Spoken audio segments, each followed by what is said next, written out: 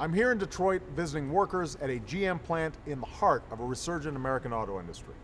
And I brought a guest with me, President Lee of South Korea. We're here because this week Congress passed landmark trade agreements with countries like Korea and assistance for American workers that will be a big win for our economy. These trade agreements will support tens of thousands of American jobs and will sell more Fords, Chevys, and Chryslers abroad, stamped with three proud words: Made in America.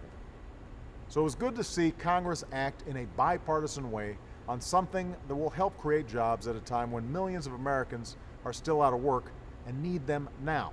But that's also why it was so disappointing to see Senate Republicans obstruct the American Jobs Act, even though a majority of senators voted yes to advance this jobs bill. We can't afford this lack of action, and there's no reason for it. Independent economists say that this jobs bill would give the economy a jump start and lead to nearly 2 million new jobs. Every idea in the jobs bill is the kind of idea both parties have supported in the past. The majority of the American people support the proposals in this jobs bill, and they want action from their elected leaders to create jobs and restore some security for the middle class right now. You deserve to see your hard work and responsibility rewarded, and you certainly deserve to see it reflected in the folks you send to Washington.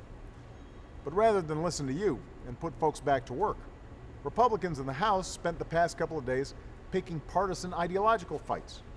They're seeing if they can roll back clean air and water protections. They're stirring up fights over a woman's right to make her own health care choices.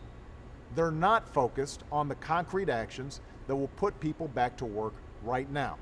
Well, we're going to give them another chance. We're going to give them another chance to spend more time worrying about your jobs than keeping theirs.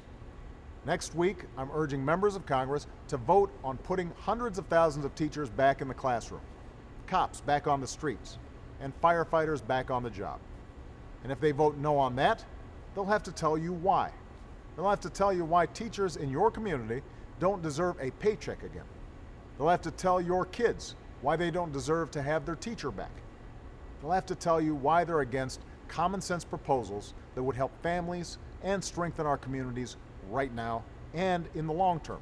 In the coming weeks, we'll have them vote on the other parts of the jobs bill, putting construction workers back on the job, rebuilding our roads and bridges, providing tax cuts for small businesses that hire our veterans, making sure that middle-class families don't see a tax hike next year, and that the unemployed and our out-of-work youth have a chance to get back in the workforce and earn their piece of the American dream.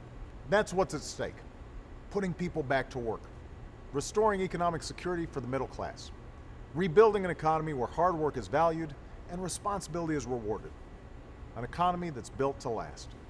And I'm going to travel all over the country over the next few weeks so that we can remind Congress that that's the most important thing. Because there's still time to create jobs and grow our economy right now. There's still time for Congress to do the right thing. We just need to act. Thanks.